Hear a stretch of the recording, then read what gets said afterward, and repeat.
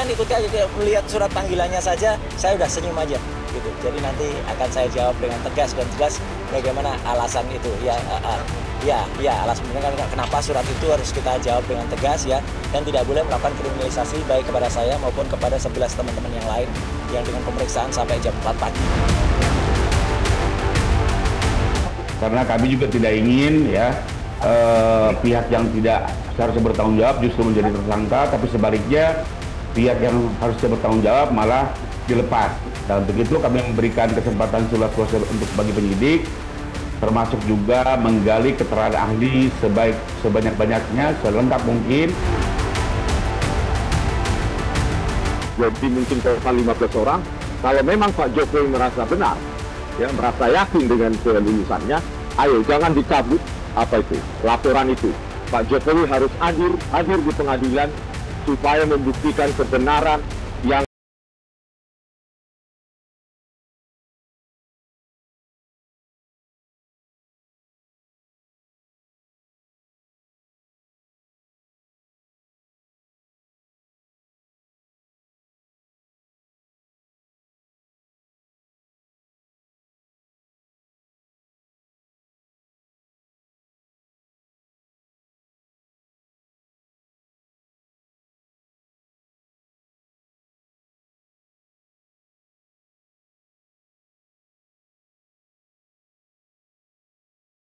Jokowi, Rismon Sianipar memenuhi panggilan penyidik Polda Metro Jaya untuk dimintai keterangan terkait kasus pencemaran nama baik terhadap mantan Presiden Joko Widodo. Rismon kali ini memamerkan buku miliknya yang diklaim berisikan hasil penelitian terhadap keaslian ijazah Jokowi. Ditemui di Polda Metro Jaya, terlapor kasus fitnah ijazah Jokowi, Rismon Sianipar mengaku siap diperiksa penyidik dan akan membantah kesimpulan Barreskrim Polri yang menyatakan ijazah Jokowi identik. Rismon membawa buku yang ditulis bersama Roy Suryo dan Dr. Tifa yang berjudul Polemik Ijazah Palsu Joko Widodo sebagai bukti bantahan ilmiah tersebut. Rismon meyakini penelitiannya itu menggunakan metode forensik dan bisa diuji. Nah, dia merasa dihinakan atau direndahkan? Membuktikan sekali lagi bahwa ini akan di grand launching tanggal 27 Agustus, ya sekitar 700 halaman. Nah, berisi itu tidak ada statement-statement tanpa dasar, apalagi dituduh untuk kebencian maupun kebohongan. Di sini sangat teknis yang kami tulis, ya bertiga, dan itu membantah kesimpulan dari Dirtipidum ya di Barreskrim bahwa ijazah Joko Widodo itu identik. Nah, di sini kami bantah secara ilmiah. Sebelum Rismon, penyidik Polda Metro Jaya sudah memeriksa Dr. Tifa Kamis kemarin. Dr. Tifa mengaku menerima 79 pertanyaan dari penyidik.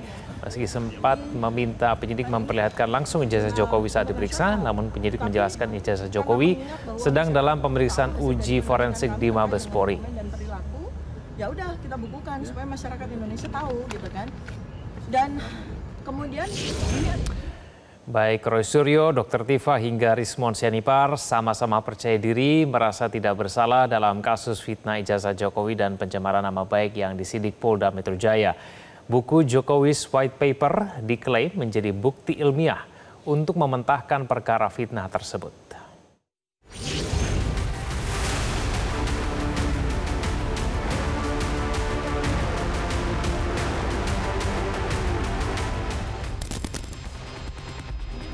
Pemeriksaan para terlapor kasus fitnah ijazah Jokowi dan pencemaran nama baik oleh penyidik Polda Metro Jaya seharusnya bisa menjadi titik terang untuk mengakhiri kisruh ijazah Jokowi yang terus berlangsung berbulan-bulan lamanya. Alih-alih fokus menghadapi sejumlah pertanyaan penyidik, baik Roy Suryo, Dr. Tifa maupun Rismon Sianipar sama-sama meyakini tak bersalah dan merasa laporan Jokowi itu sebagai sesuatu yang keliru. Keyakinan tersebut didasarkan pada klaim kebenaran isi buku Jokowi's White Paper yang baru-baru ini diperkenalkan ke publik. Roy Suryo bahkan sengaja tak membawa dokumen apapun dalam pemeriksaan ke Polda Metro Jaya. Ada kekeliruan berarti ini? Iya, ada kekeliruan banget. Nanti akan saya jelaskan semua di depan penyidik. Kekeliruannya banyak. Tadi udah saya spill dikit-dikit soal tanggal yang berubah-ubah, soal pasal-pasal yang gaduh-gaduh dimasukkan. dan juga soal-soal lain yang dimana harusnya kami ini tidak jadi terperiksa, tapi justru kami ini yang jadi pelapor terhadap dugaan 99,9% ijazah dan skripsi palsu. Gitu ya. Hari ini ada membawa bukti kah? Enggak, kita kan ikuti aja, melihat surat panggilannya saja, saya udah senyum aja. Sementara terlapor Tifauzia Tiasuma atau Dr. Tifa menyebut buku tersebut bakal ia publikasikan keilmuannya di jurnal internasional. Menurut pegiat media sosial itu, masyarakat perlu tahu hasil dari penelitian berkaitan dengan dokumen dan perilaku sosok Jokowi. Awam khalayak itu tahu bahwa saya bertiga itu melakukan penelitian dan hasilnya sudah kami bukukan di sini. Di buku Jokowi White Paper ya.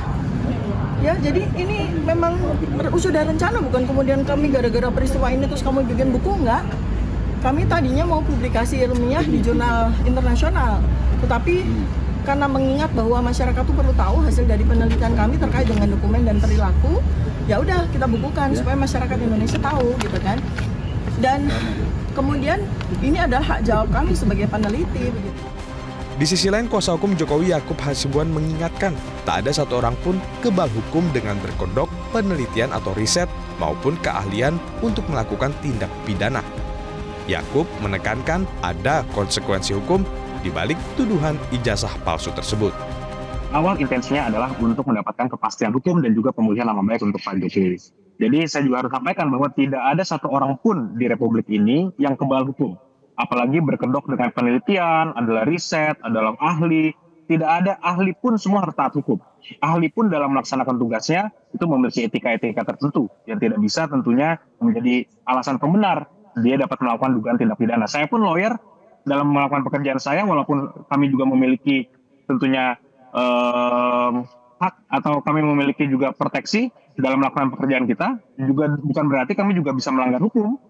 Jadi itu semua harus diperjelas dulu dari awal. Dan juga satu lagi terakhir bahwa masih juga ada anggapan dari pihak mereka selama ini bahwa Pak Jokowi tidak gentle, bahwa selama ini seakan-akan Pak Jokowi tidak menyebutkan ada nama dalam laporannya, tapi terlapornya sekarang keluar banyak sekali nama.